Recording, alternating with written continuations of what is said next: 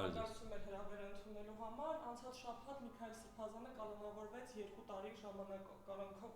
ժամանակահատվածով։ Սա ինչ է նշանակում, որ ինչպես են դատավորները ենթարկվում Նիկոլ Փաշինյանին եւ նաեւ մեր մյուս Սրբազանն է այս պահին կալանավորված եւ 18 արդարների գործը շարունակվում է։ Սամվել Կարապետյանը, խնդրեմ։ Եկ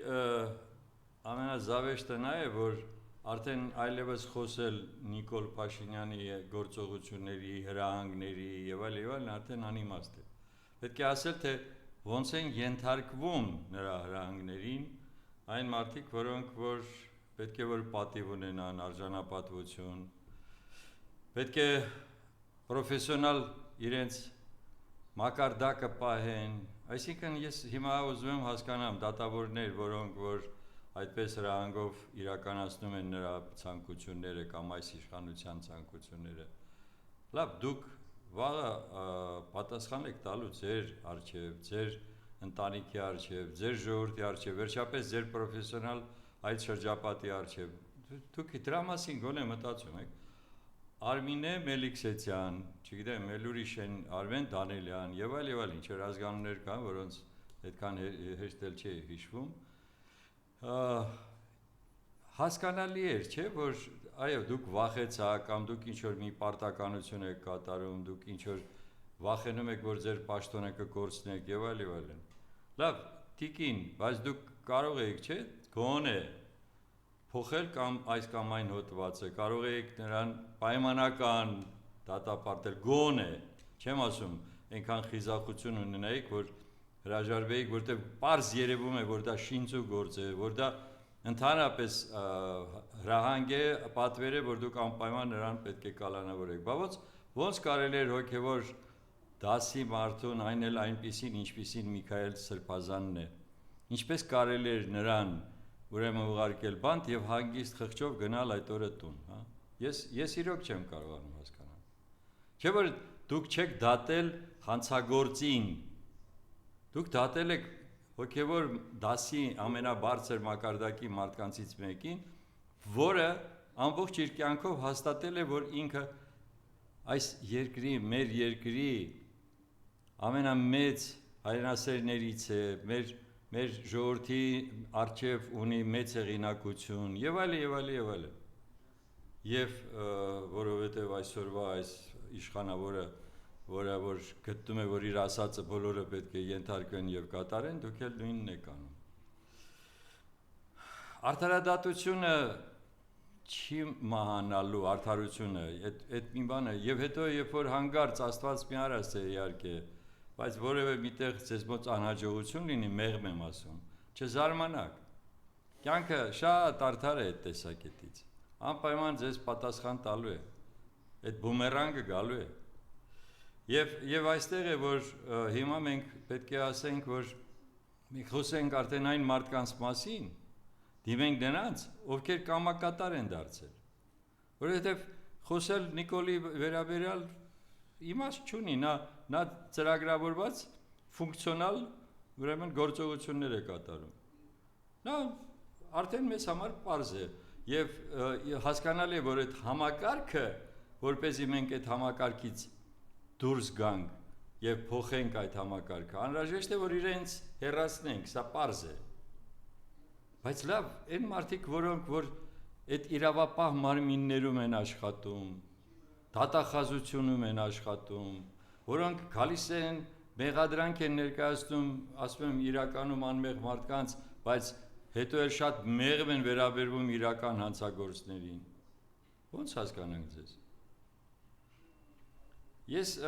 համոզված եմ հետևյալում, որ դատական համակարգը այսօր շատ ավելի հիվանդ է, քան մյուս համակարգերը։ Շատ ավելի, որովհետև հենց դատական համակարգից է գալիս արդյոք իրավապահ մարմիններում կլինի այն մթնոլորտը, որը պահանջում է օրենքը, օրենքի կատարելը, այլ ոչ թե օրենքը քեզ ենթարկելը։ Ոնց ուզենաք, այնպես էլ շուռ գաք։ Այնպես որ այս հարցում միանշանակ է։ Ես նաև ուզում եմ զարմանքս արտահայտեմ, թե ոնց եղավ, որ երբ որ Միքայել Սրբազանին ժողովուրդը թույլ չէր տալիս, որ նա գնա հանձնվի, Հանկարծ դատապաշտպաններից կարծեմ Արա Զորագանը համոզում էր, որ ոչինչ, պետք է գնալ, հետո նոր կտեսնենք, չգիտեմ ինչ եւ այլ։ Բայց չէ որ այն ժամանակ այդ պահին ժողովուրդը պատրաստ էր պաշտպան կանգնել մեր սրբազաններին եւ նաեւ գալ ավելի շատանալ, քանի դեռ այդ գործողությունը չէր կատարվել, այսինքն սրբազանին ուժով չէին տարել։ Ուրեմն այս պարագայում նույնպես հասկանալի չի դատապաշտպանների գործողությունները։ Ինչի վրա եք հույս դրել, որ ինչ է դատարանը կարող է պատահի արդար լինի, թե դուք ուզում եք, որ այս նոր process-ը եւս մի անգամ հաստատի, որ մենք բոլորս գիտենք ինչ պիտի լիներ։ Դրա համար ինձ համար իրականում անհասկանալի է այս պահվածքը։ Եվ որոշակի ուրեմն արդարացումը, թե հա, այստեղ էլ կարող է լինել այդպիսի մոտեցում։ Այնպես որ հիմա պահն է եւ ես ուզում եմ այս միտքը շարունակել, որ խոսել է պետք արդեն այն մարդկանց մասին, որոնք կատարում են այդ հրահանգները։ Ես կարծեմ 3 չառաջորը, երբ ինչ-որ ինժեներական քաղաք, կարող է եւ շատ լավ բան է, իմիջիալոց այն ինչ-որ լավն է, կարելի ասել, որ լավն է։ Ինժեներական քաղաք, բայց մի շենք են կառուցել, անունը դրել են ինժեներական քաղաք։ Լավ։ Եվ այնտեղ ելույթ է ունենում Նիկոլ Փաշինյանը, այն էլ բարձր տեխնոլոգիաներով զբաղվող մասնագետների առջև եւ սկսում է փիլիսոփայություններ անել։ Այն աստիճան, որ ինքը շատ զարմացած է, որ երեխաները մասիստ են նկարում եւ ցեղասպանության հուշահամալիրը, որ իրենք պատմություն են ուսումնասիրում երեխաները, այլ ոչ թե այսօրվա իրական այսպես կոչված Հայաստանը, որը իբր պատուհանից հետո տեսեք ինչ գեղեցիկ է։ Այդ քեզ համար կարող է պատահի, ինչ որ մի բան գեղեցիկ է այս պահին։ Մեզ համար հայրենիքը լրիվ այլ հասկացողություն է։ Եվ դա կապված չի որևէ պատմության հետ, այլ կապված է նրանով, թե եթե դու անցյալդ ես ուրանալու, ուրեմն կնշանակի, որ դու այսօրն ես ուրանալու, վաղն ես ուրանալու, այդպես հենց այնպես չի լինում։ Ես համոզված եմ, որ դա ծրագրավորված քաղաքականություն է վարվում, անունն էլ դրել է իրական Հայաստան։ Բայց հարցը ուրիշ է։ Ես զարմանում եմ, թե լավ, բայց բարձր տեխնոլոգիաներով զբաղվող երիտասարդներ էիք։ Մեկը չվերկացավ, ասի թե էսի չեք ասում օրինակ։ Էսի չեք ասում, որ իբր ժամանակին ուրեմն ինքը խոսեց արդեն խորհրդային միության հետ կապված, որ այնտեղ գլավլիտ էր, գլավլիտի պայմաններում մեր մեծերը ինչպիսի գործողություններ էին անում, ոնց էին եւ այդ հայրենասիրությունը պետք է հասկանալ որտեղից է գալիս։ Առաջինը դու գլավլիտ հասկացողությունը տեսել ես, գիտես, չգիտես, գլավլիտի օրոք մենք մեր սերունդը ծանոթացել է արևմտաեվրոպական եւ աշխարհի բոլոր լավագույն ստեղծագործություններին։ Մենք շատ լավ կարդում էինք եւ Ժան-Պոլ Սարտրին, եւ Ալբեր Կամյուին, եւ Ֆրանց Կաֆկային, եւ Ֆոլկներին, Բյոլին, որ մեկին ասեմ, բոլորին։ Մենք ծանոթ էինք աշխարհի բոլոր ուրեմն կարևորագույն եւ հեղինակավոր մամուլի բոլոր այդպիսի կարևորագույն հոդվածներն էին կարդում, որովհետև խորհրդային միությունում գլավլիտի պայմաններում դայջեստ էր դուրս գալիս Զարուբիժում։ Մենք տեսնում էինք կարևորագույն ուրեմն թանգարաններից եվրոպական եկած ցուցահանդեսներ, համերգներ եւ այլն, մենք հոգեվոր կյանքով էինք ապրում։ Իհարկե եղել են արատներ։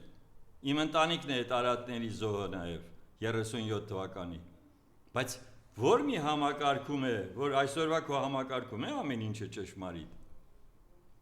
Եվ այդ գլավլիտի դերը այսօր դու ես կատարում քո թերթում օրինակ առնվազն հայկական ժամանակ կարող է պատահի քո գաղափարներից մի քիչ հեռու կամ հակառակ որևէ մի բան պատահի ուրեմն տպագրվի քո թերթում։ Այս գլավլիտը դու ես հիմա իրական։ Եվ բացի դրանից գլավլիտի պայմաններում հայոյանք չէր հնչում մամուլում կամ ցանցերում կամ որևէ մի տեղ։ Գլավլիտի պայմաններում մարդիկ իրար չէին վիրավորում այնպիսի մի արտահայտություններով, որոնք որ կարող էր վերել արդեն լրիվ այդ սպանություններին եւ այլն։ Այսինքն ես ուզում եմ հասկանամ ընդհանրապես այս անընդհատ նոր թեմա գցելով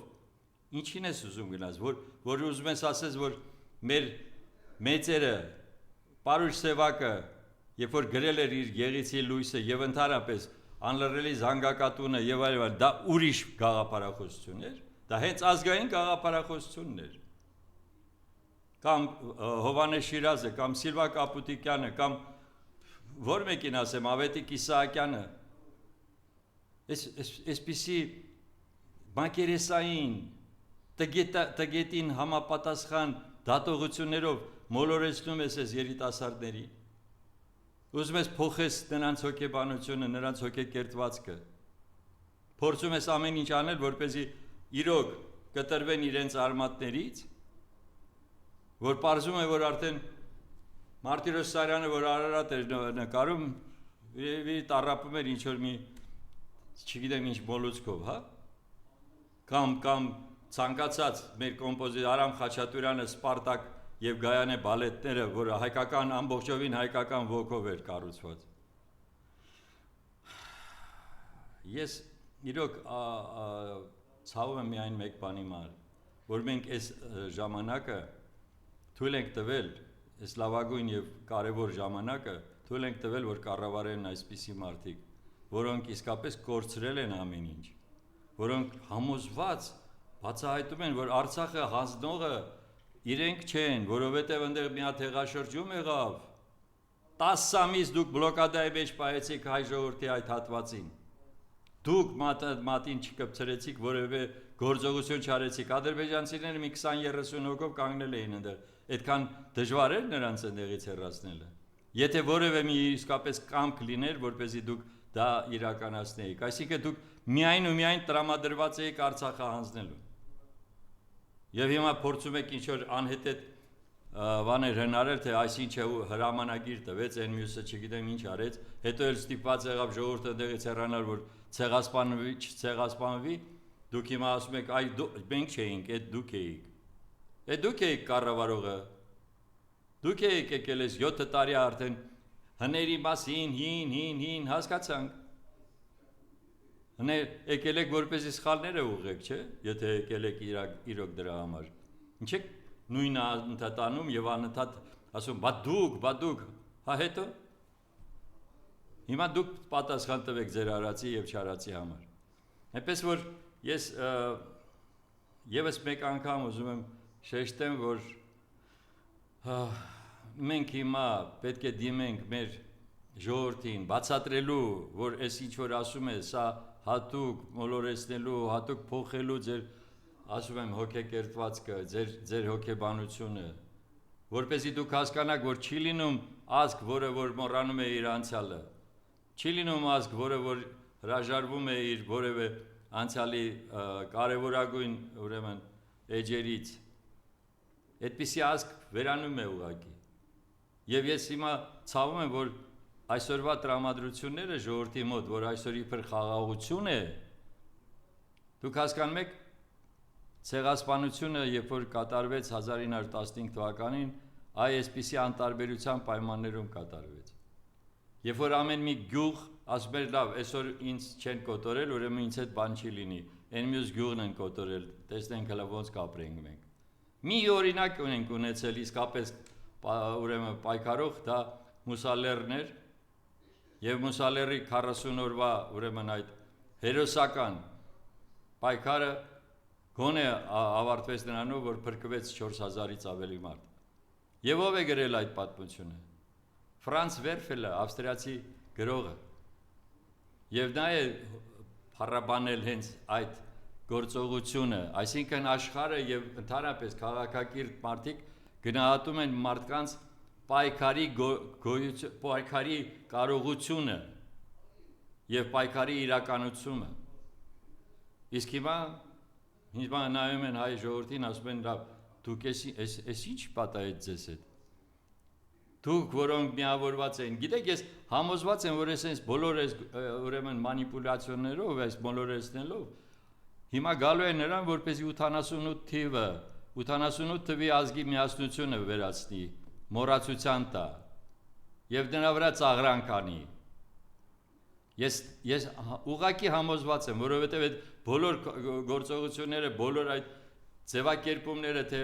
մեր մեծերը այդ ոնց էին այդ գլավլիտի պայմաններում այդպիսի ուրեմն գաղափարախոսություն ձևավորում, գալիս է դրան, որ բերի նրան, որ իբր թե այդ սխալ էր եւ 88 թիվն էր սխալ։ Այսինքն ազգի միասնությունը սխալ գաղափարախոսություն է։ Ազգային գաղափարախոսությունը սին կատեգորիա է։ Էս է այս մարդու իրական դեմքը։ Եվ այն նրանք, ովքեր որ շարունակում են իր գործողությունները, նրանք իսկապես սրիկայություն են իրականացնում։ Թող չնեղվեն, ես ասում եմ այն, ինչ որ իսկապես իրենց գործողություններից բխում է։ Սա բացահայտ սրիկայություն է ժողովրդի դեմ։ Եվ այս պայմաններում, այո, անհրաժեշտ էր, որպեսզի այն հատվածը, ուրեմն մեր մարդկանց, որոնք որ իրոք գտնում են, որ այս ճանապարհը մեզ համար, ես միշտ հիշում եմ վրացի մեր Աբոլաձեի ֆիլմի վերջի տողերը, որ ասում էր, որ այս ճանապարհը չի տանում դեպի տաճար։ Այս ճանապարհը, որը բռնել է Նիկոլա իր խմբի հետ, մեզ տաճար չի տանում։ Մեզ տաճարից հեռացնում է։ Եվ եկեղեցու դեմ այդ կռիվը պայքարը նույն այդ ոլորտից է, նույն այդ ծրագրից է։ Եվ ես քանի անգամ ասել եմ, որ այո, չի կարող պատահի, որ օտար գաղթի ծառայությունները նպատակադրված չլինեն Հայաստանի դեմ, եւ դա սկսվել է 90-ականների սկզբից, որ գաղթի ծառայությունները ամեն կերպ աշխատել են, որպեսզի Հայաստան եւ հայ ժողովուրդը, չգիտեմ ովքեր են այդ գաղթի ծառայությունները, չեմ էլ ուզում հիմա դրա մասին խոսեմ, կգա ժամանակը այդ ինֆորմացիան էլ մենք կունենանք, բայց որ նրանք ամեն կերպ աշխատել են, որպեսզի մեր ազգը այլևս գոյություն չունենա, ես դրանում կասկած չունեմ։ Եվ սա ուղղակի այսպես խոսքեր չեն, ես փաստերով կարող եմ դա հաստատեմ, քանի անգամ արդեն դրա մասին խոսել ենք։ Այնպես որ ստապվելու պահն է, շատ վաղուց էր եկել այս ստապվելու պահը, բայց ես հիմա նաև ուզում եմ ասեմ մեկ-երկու խոսք, թե լավ, իսկ ընդդիմությունը ինչ է ուզում անել։ Տեսեք, անձրևից հետո այսքան սունկ միանգամից չի աճում, ինչքան հիմա քաղաքական միավորներ են առաջ գալիս։ Այսօրվա երիտասարդ սերնդի քաղաքականությամբ զբաղվողներ, ես իրենց քաղաքական գործիչներ չեմ կարող դեռ անվանել, դրանք ընդամենը քաղաքականությամբ են ուզում զբաղվեն եւ մեկը մյուսին հերթ չտալով նոր միավոր է ստեղծում եւ ասում է եկեք միացեք մեզ։ Չի ասում եկեք միասին,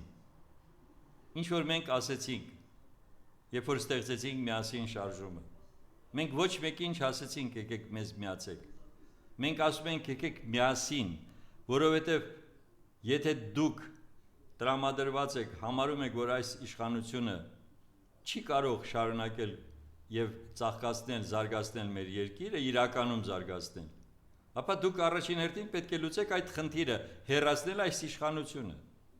Այսինքն գնալ այն ճանապարհով, որը որ սահմանադրական է, բայց ժողովրդի աջակցությունն ունի։ Հիմա ստացվում է հետեւյալը։ Այս իսկապես Նիկոլի սրտի ընդդիմություն եք բոլորը, որովհետև ամեն մեկ ասում է ես։ Երբ որ կլինի այդ միավորումը, իսկ ժողովուրդը միշտ սպասել է միասնության։ Ես կարող եմ այս 35 տարվա օրինակներով հաստատել, սկսած 95, 96, 99, 2003 եւ այլն։ Այն ուժն է եկել ասպարեզ, որը գնացել է միավորման, որպեսզի լուծի առաջին հերթին այն խնդիրը, որը գլխավորն է, այսինքն դուք հիմա դեռ այս հարցը չլուծած, արդեն իշխանություն եք ուզում։ Դուք չեք լուծել խնդիրը, որ այս իշխանությունը հեռանա, դուք ասում եք, հայ ինձ որ միավորվեք, եթե ինձ մոտ գաք, ես կհաղթեմ եւ բոլորս լավ կապրենք։ Չի լինում այդպիսի բան։ Առաջինը դուք չեք ներկայացնում ամբողջ մեր հասարակությունը եւ հասարակությունը դեռ չի էլ հասկանում թե դուք ինչ եք ուզում անել այս երկրում։ Ես ձեզ կարող եմ ասել, որ մենք շարունակում ենք եւ կոչ ենք անում իսկապես գնալ միասնության եւ մենք ներկայացնելու ենք, անպայման ներկայացնելու ենք այդ միասնության հիմքերը, այսինքն արտահայտող հիմքերը,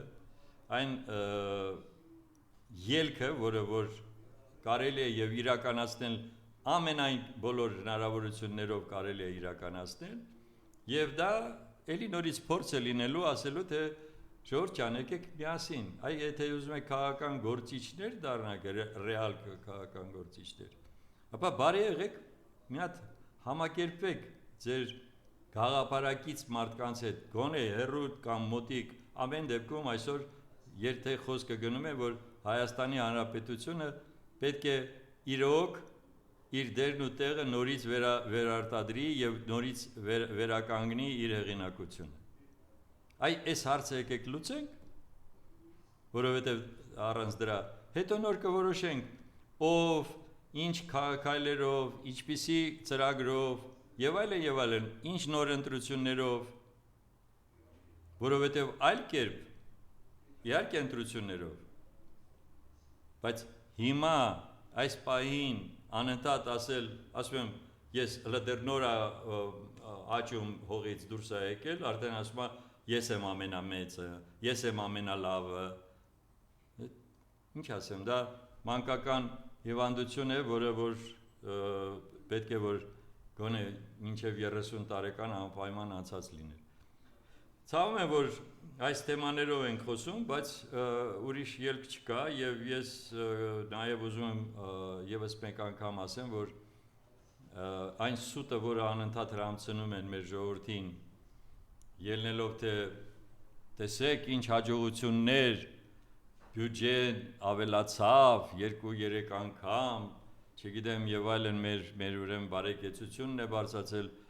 այդ ասողներին առաջարկում եմ գնալ մի հատ սովորական խանութ, այսպես կոչված սուպերմարկետ եւ մի հատ տեսնել թե ընդամենը մի քանի ամսվա մեջ ինչպես են գները, այն գները, որոնք որ իբր թե միջինում ինֆլյացիան շատ ավելի ցածր է, բայց դուք գնացեք առաջին հերթի ուրեմն այն սննդի ապրանքները եւ այն ինչ որ անհրաժեշտ է կոմունալ ծախսերը բոլորը մի հատ միավորեք եւ մի հատ տեսեք թե ինչպիսի թանկացումներ են գնացել եւ ինչպես պետք է ժողովուրդը այս վիճակից դուրս գա։ Աղքատության ցուցանիշը մեծացել է եւ մնացածը թե որոշ մարդիկ ուրեմն կարող են ավելի լավ ապրեն, դա արդեն ոչ մեկին չի հետաքրքրում։ Իդեպ ասած մի բան վերհիշեցի, անպայման ուզում եմ շեշտեմ, երբ որ ասում էի, որ այդ ինժեներական քաղաքում հանդիպում էր կառավարության ղեկավարը, ասում է, հիմա որ ասեմ դուք կգաք աշխատանքի ուրեմն ապարատում աշխատելու եւ այլն։ Ուրեմն ես իրոք չեմ կարողանում հասկանամ նստած մարդկանց, որոնք գրագետ էին։ Բայց չի վերկացակ, ասեիք, պարտադիր չի, որ դուք բոլորի աշխատավարձը դարձնեք, չգիտեմ, ֆանտաստիկ գների հասցնեք, գումարի հասցնեք, որպեսզի մարդիկ հրապուրվեն գան ապարատում աշխատելու։ Ապարատում աշխատում են, ուրեմն, ինչ ասեմ, այդ երևի պետք է տրամաբանորեն ինքը իմանար 3-4 դասարանում։ Ուրեմն ապարատում աշխատում են այն մարդիկ, որոնք կատարում են համապատասխան կառավարության որոշումները։ Եթե նրանց կատարումը արդյունավետ է, նրանք հավելյալ կարող են վարձատրություն ստանալ։ Ոչ մեկին պետք չի հավասարեցնել։ Պետք է մտածել նրա մասին, թե ինչպիսի ծրագիր ես իրականացնում եւ ովքեր են, երբ որ դուք այդ փոփոխությունը իրականում կանցկացնեք, պետք չի լինի մարդկանց հրապուրել միայն ու միայն մի քանի միլիոն աշխատավարձով։ Կարելի է ուղղակի հստակ որոշել, որ այն անձը կամ այն խումբը, այն բաժինը, որը կարողանում է այն ձեր կարևոր որոշումը իրականացնել ժամանակին եւ շատ արդյունավետ, այն նա ավելի մեծ համապատասխան վարձատրություն կստանա։ Եվ այդ պարագայում Կգան մարդիկ, որոնք որ ավելի լավ են տիրապետում այս ամենին, առավել եւս, որ երբ որ մարդ է, որը ուզում է պետական ապարատում կարիերա ձևավորի եւ իրականում քաղաքական գործիչ է կամ քաղաքականությամբ զբաղվում է եւ այդ քաղաքականությունը նրան ծրագրային ուրեմն մտածելակերպ է տալիս։ Հասարակ բաներն են, որոնք որ մեզ համար հասկանալի են, բայց այս անձի համար հավանաբար չէ, կամ էլ եթե հասկանում է, ուղղակի փորձում է այնպես անել, որ մարդիկ էլի նորից իրեն այս լսելով ասեն, հա, տեսակ, ասում է հայհոյանքների, չգիտեմ, 97%-ը կգա ձեր հասցեին, իհակ կգա, որովհետև դուք անգրագետ, տգետ բաներ եք անում, բա ի՞նչ պիտի անեն։ Բա ոնց կարող է թոշակը լինի 40,000, 45,000, այն մյուսի ուրեմն շահույթը լինի, չգիտեմ, միլիոններ, եւ այս ժողովուրդը ասի, հա, լավ եք անում, ապրեք։ Սա տրիվիալ, այսպես ասած, ճշմարտություն է։ Եվ որևէ պետությունում չկա այդպիսի բան։ Հələ լսել եք, որ որևէ մի պետությունում վարչապետը ասի թե գիտեք, չեն գալիս մեզ մոտ բարձր որակի մասնագետներ, որովհետև այստեղ աշխատավարձ ավելի ցածր է, քան մասնավորում։ Լսել եք այդպես բան։ Չեք լսել, որովհետև չի եղել այդպիսի բան։ Որովհետև այնտեղ համակարգ է գործում։ Որովհետև այնտեղ այդ համակարգը բերում է նրան, որ այդ համակարգով մարդիկ իրականացնում են կարևորագույն ծրագրեր իրենց երկիրը զարգացնելու համար։ Ես մեկ բան գիտեմ։ Մեր հասարակությունը չպետք է անընդհատ փնտրի մեսիայի, մեր հասարակությունը չպետք է անընդհատ մտածի թե այդ տես ինքը հարուստ է, ուրեմն կարող է ավելի շատ անել։ Մենք այդ շատ վտանգավոր մտածելակերպից պետք է հեռանալ։ Մենք մոռացել ենք, որ աշխարհի զարգացումը ապահովում են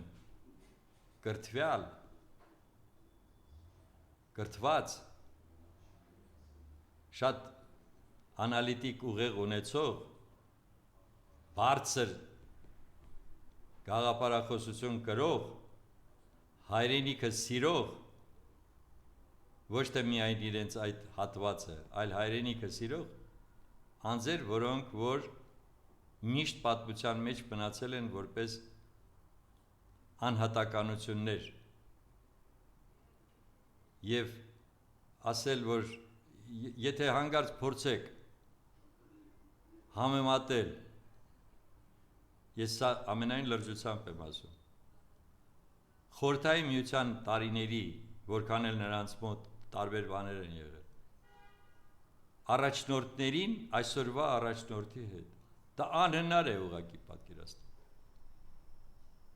Կարեն Դեմիրճյանին համեմատեք հլը։ Մի հատ լսեք ինչ է ասում ինքը ուսուցիչներին եւ լսեք այսօրվա այս իշխանավորի ուրեմն բարբաջանքը։ Համատելու բան չկա։ Մակարդակը իջել է, չգիտես որ աստիճանի։ Եվ դա գալիս է այդ կրթությունից։ Նորաձև չի կրթությունը։ Տիկին, կրթությունը համակարգ է, որը կրթել է հասարակություն սերունդներ։ Ես հիմա չեմ ուզում գով կանեմ Խորհրդային Միությունը, դա չի հարցին։ Բայց այդ համակարգում էր այն կրթության համակարգը, որը իսկապես հնարավորություն տվեց զարգացնել Հայաստանի նման մեր պետությունը։ Վերջապես Հայաստան պետությունը ձևավորվել է հիմնականում այդ տարիներին։ Ինչքան էլ նա չի եղել անկախ, բայց ինքը ձևավորվել է որպես ազգային մի միավոր, իսկ հիմա փորձ են անում այդ ազգային միավորը վերացնել։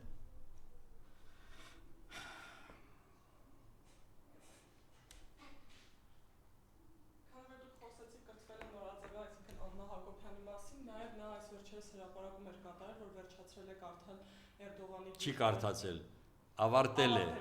դա չի կարդալ բառ չկա, ավարտել է ինքը, հա, ավարտել է, Եվ դա երևի թե մեծ իր համար հաջողություն է համարում, չգիտեմ, գիտեք, էդ էլ է հետարքիր զարմանք է, ուրեմն մարդիկ այդ հենց կոնկրետ Էրդողանը, Ալիևը չեն էլ թաքցնում իրենց վերաբերմունքը հայ ազգի նկատմամբ։ Հիմա ինչով է կրճվում։ Կարող է Էրդողանին էլ մի հատ Նոբելյան մրցանակ երաշխավորեք, հա։ Այսինքն այն մարդիկ, որոնք որ չեն ուզում ընդհանրապես ընկալել, որ դուք կաք եւ դուք իրենց խանգարում եք, տեսեք վերջերս ինչ եղավ, շատ կարևոր բան։ Երբ որ Նիկոլը խոսում էր, որ Զանգեզուրի միջանցք չկա, Զանգեզուրը ոնց է, որտեղից է վերցել այդ տերմինը եւ այլն, Թուրքիայի տրանսպորտի նախարարը, իսկ դա Էրդողանի շուրթերով կարել էր ասել, տրանսպորտի նախարարը բացահայտ հայտարարեց, ասեց Զանգեզուրի միջանցքը թուրքական պետությունների միավորման ճանապարհն է։ Ավելի պարզ կարելի է ասել։ Թուրքական պետությունների միավորման ճանապարհն է Զանգեզուրի միջանցքը։ Բոլոր նրանց, ովքեր դեռ բութ են, չեն հասկանում այսքանը։ Իսկ հիմա դուք մի հատ էլ սեղմեց իր կրծքին երևի այդ գիրքը Էրդողանի, որը 44 օրյա պատերազմի ժամանակ ամեն ինչ արեց, որպեսզի կոտորի մեր ժողովրդի այդ հատվածը, մեր այդ երիտասարդներին։ Էրդողանով եք, հա, հիացած։ Բնում է մի հատ էլ արդարացնեք Էնվերին, Թալյատին,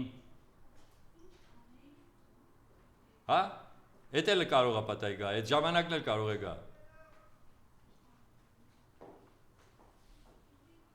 Մենք մի խնդիր ունենք։ Այս հասարակության, մեր հասարակության այն հատվածը, որը հասկանում է ինչ վիճակում է երկիրը, մի հատ բան կա, միավորվել, որպեսզի կարողանալ այս հարցը լուծել, ուրիշ ձև չկա։ Տեսեք, ինչ է ուզում, էդ էլ եմ ուզում հատուկ շեշտեմ, ասում է, ես էլ որ երորդ անգամ ասում է, բա դե դուս եկեք փողոց, հեղափոխություն արեք, ինձ հեռացրեք։ Ինչի է ասում, ես էլ որ երորդ անգամն է։ Այսինքն ինքը արդեն գիտի, որ սադրիչներով լցնելու է այդ հավաքը,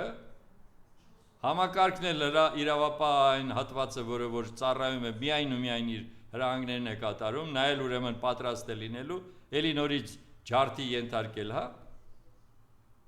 Ոնց որ արեց հունիսի 12-ին։ Գիտեք, միասին շարժումը դիմել էր դատախազություն, ես գիտեմ, որ իթևս այլ կառույցներ էլ էին դիմել, որ պարզեք, թե վերջապես ինչ կատարվեց հունիսի 12-ին, ոնց եղավ, որ ժողովրդի վրա կրակեցին, ժողովրդի վիրավորեցին, 100-ից ավել մարդ վիրավոր դարձավ։ Առ այսօր որևէ պատասխան չկա։ Այսինքն հիմա սադրել, որ իբր թե դուրս եկեք, կատարեք այն գործողությունը, որը ես կարող եմ համարել հակասահմանադրական։ Չէ, մեր ժողովուրդը որ դուրս գա, մեր ժողովուրդը շատ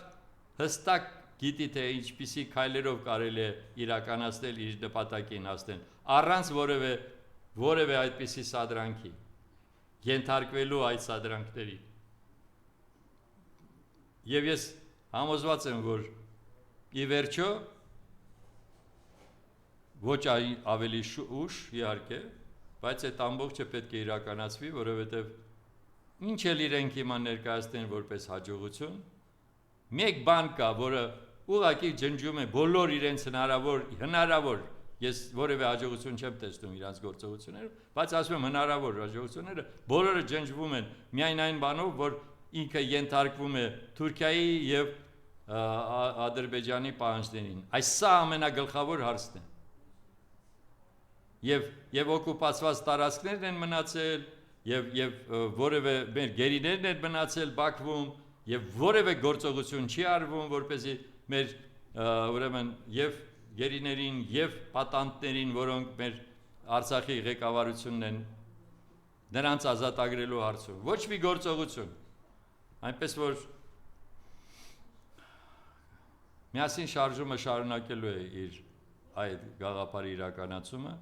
միասին ձևավորվելու, միասին գործելու, մինչև այն պահ, երբ որ կգա ժամանակը առանց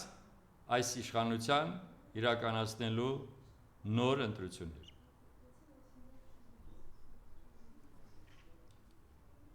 Շնորհակալ եմ։ Եվ նաև պարոն Սարգսյան,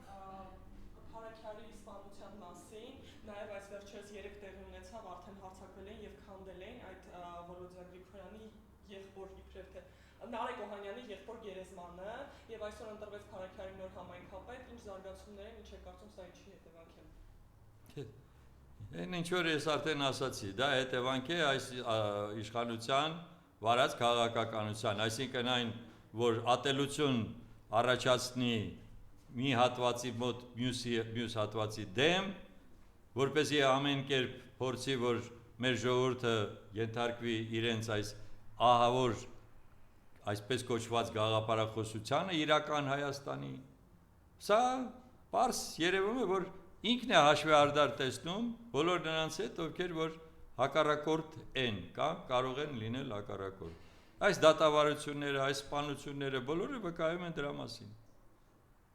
Եթե գիտեին, որ այնտեղ ուրեմն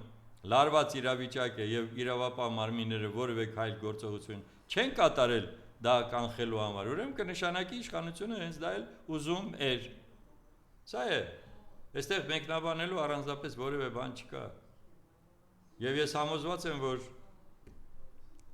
այսպես որ շարունակվի, թող հերիք է անընդհատ խոսեն, թե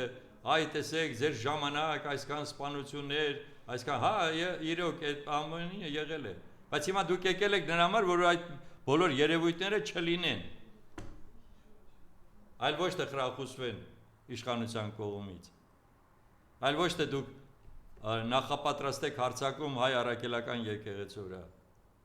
Եվ մի հատ էլ ասեք, որ այ տեսեք, հեսա ինչ կլինի, այ տեսեք, ես ինչ ուրեմն քահանան, անգամ եթե որևէ հիմք կար դրա համար։ Այսօր մեր պետության, մեր ազգի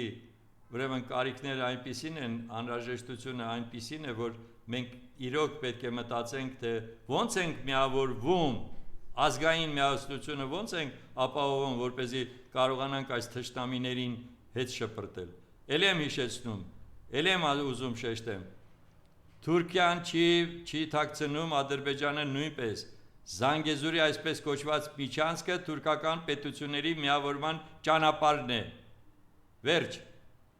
և ընդհանրապես այն ամենը, ինչ որ իրենք ուզում են Հայաստանում իրականացնեն, այսպես կոչված ադրբեջանցիներին բերել նորից Հայաստան, չգիտեմ ինչ և այլ, այս ամբողջը նույն ծրագրի իրականացումն է, կամ մեր ժողովուրդը կհասկանա և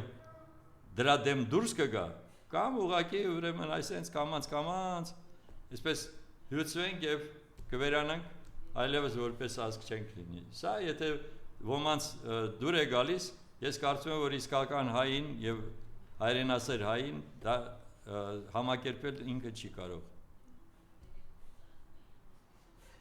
Նաև Նիկոլ Փաշինյանը ազգային ժողովի ամբիոնից հայտարարեց ընտրված համայնքապետի վերաբերյալ Վարդան Ղուկասյանի, որ դուրս կշպրտի իրեն։ Սա կարող է ինչ-որ ազդակ է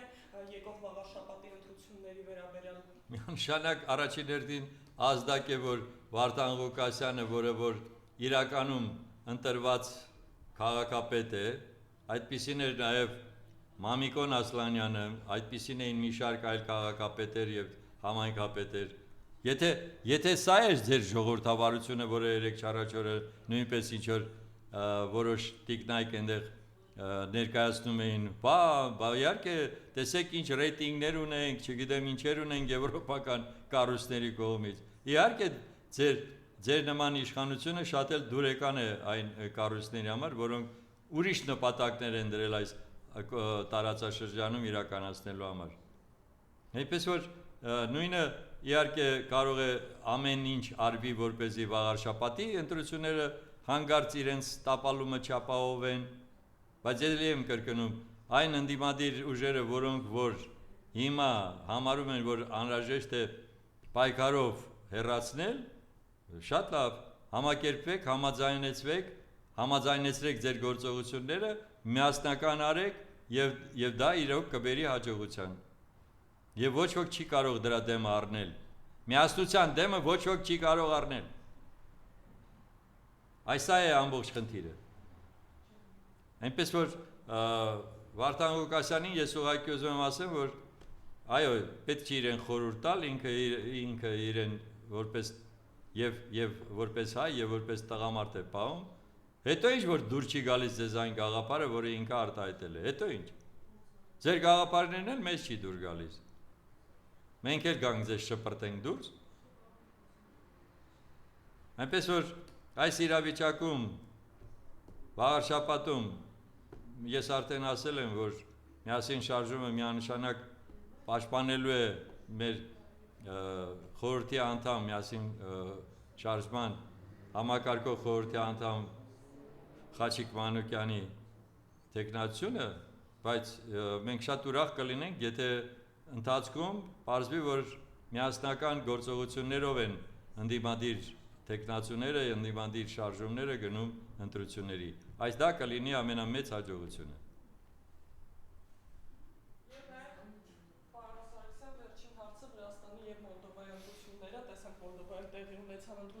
Եւ հիմա այլ Վրաստանում անդիմության, այսպես ասած, ակցիաներ են տեղի ունենում, ինչի է ուզում հասնի Եվրոմիությունը սրանով։ Մոլդովայի պատմությունը բոլորիս հասկանալի է, տեսակ թե ինչ է նշանակում ժողովրդավարություն, ուրեմն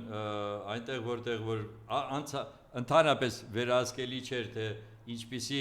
քվեարկություն է եղել Իտալիայում եւ մյուս պետություններում եվրոպական, որտեղ որ անհամեմատ ավելի քիչ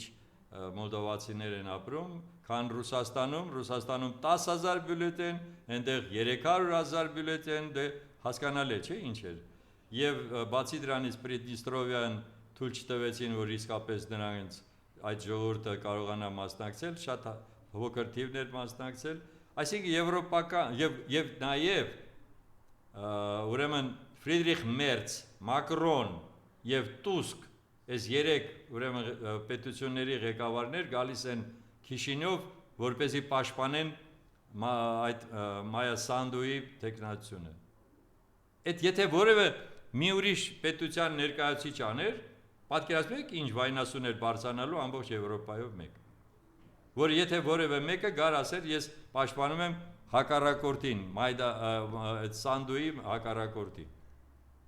Իսկ իրենք անում են այն ամենը, ինչ որ իրենց ցանկությունն է։ Այսինքն Մոլդովան ամեն կերպ, այո, կարող է պատահի վաղը մյուս օրը այնպես անեն, որ Ռումինիայի հատված դառնա, մի հատ որևէ նահանգ դառնա, եւ դրանով այլ բոլորը շատ գոհ կլինեն, որովհետեւ այդ պարագայում արդեն հնարավոր չի լինի այդ հատվածում ունենալ մեկ ուրիշ պետություն, որը չի ուզում գնալ այդ ճանապարհով։ Իդեպ ասած, այն ինչ որ կատարվեց նաև Չեխիայում, խոսում է այդ տենդենսների մասին։ Եվ ես համոզված ասում եմ, որ հատկապես արևելյան Եվրոպայի պետություններում, մի շարք պետություններում, այս գործողությունները դեռ զարգանալու են։ Այս տենդենսը Բրյուսելից հեռանալու, անպայման զարգանալու է։ Ինչ վերաբերում է Վրաստանին, պարզ երևաց, չէ՞,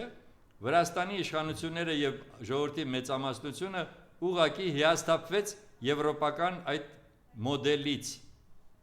ուղղակի հիասթափվեց։ Եվ դա է պատճառը, որ ժողովրդի հիմնական մասը քվեարկել է ուրեմն իօքուտ ավելի անկախ քաղաքականության, որը վարում է այսօրվա Վրաստանի իշխանությունը։ Սա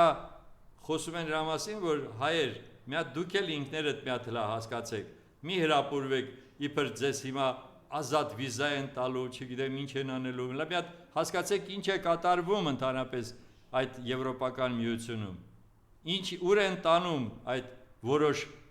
այսպես կոչված ղեկավարները, երրորդ համաշխարհային պատերազմի մասին են արդեն երազում։ Այդ Եվրոպան է, որտեղ իմիջիալոց բոլոր համաշխարհային երկու պատերազմներն Եվրոպայում է ծնվել։ Եվրոպան եւ այսպիսին է եւ այնպիսին է։ Եվրոպան տարբեր է։ Եվ այդ պարագայում, երբ որ հիմա նորից ուզում են գնան հակամարտության հորինելով, թե Ռուսաստանը պատրաստվում է ուրեմն հարձակվել Եվրոպայի վրա, ուրեմն դա եւս մի պատրվակ է, որպեսզի մի նոր ինչու են այդպես վարվում, եկեք մի հատ դա էլ հասկանանք, որովհետեւ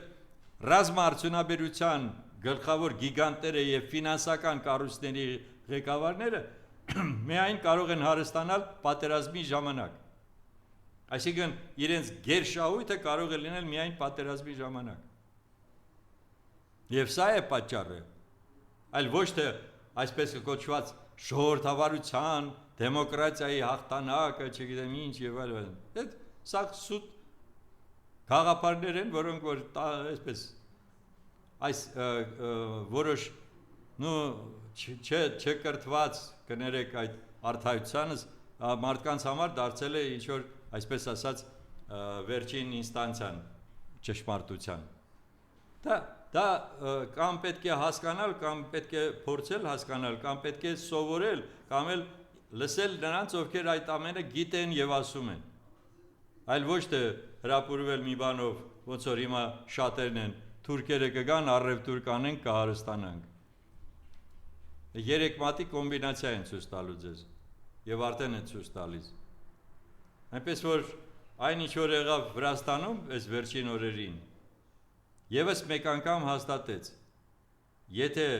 ազգը ճիշտ է գնահատում իր ապագայի հետ կապված խնդիրները, այդ ազգը ձևավորում է ավելի ուժեղ, ավելի հզոր պետություն եւ ավելի անկախ պետություն։ Իմ իմիջիալոց ուզում եմ շեշտեմ, ավելի անկախ, սուվերեն պետություն։ Այնպես որ ոմանց այստեղի այսպես կոչված Եվրոպամետ, որոնք որ իբր իրենց երազանքն է անպայման լինել Եվրոպայի միությունում, թող տեսնեն, ինչու հանգարց վրացիները, որոնք որ շատ էին հրապուրված արևմուտքով, հանգարց որոշեցին, որ ոչ, կանգ է պետք առնել, որովհետև այնտեղ սատելիտ ես դառնալու, որովհետև այնտեղ քո ինքնիշխանությունից զրո է մնալու, ոչ մի բան չի լինելու։ Եվ դա է պատճառը, որ հիմա եւ Հունգարիան, եւ Չեխիան, եւ Սլովակիան արդեն դա հասկանալով հրաժարվեցին այդ ճանապարհից։ Այնպես որ ամեն ինչ մեր ձեռքերում է, եթե մենք կարողանանք ճիշտ գնահատենք իրավիճակը եւ ճիշտ գործողություններ իրականացնենք։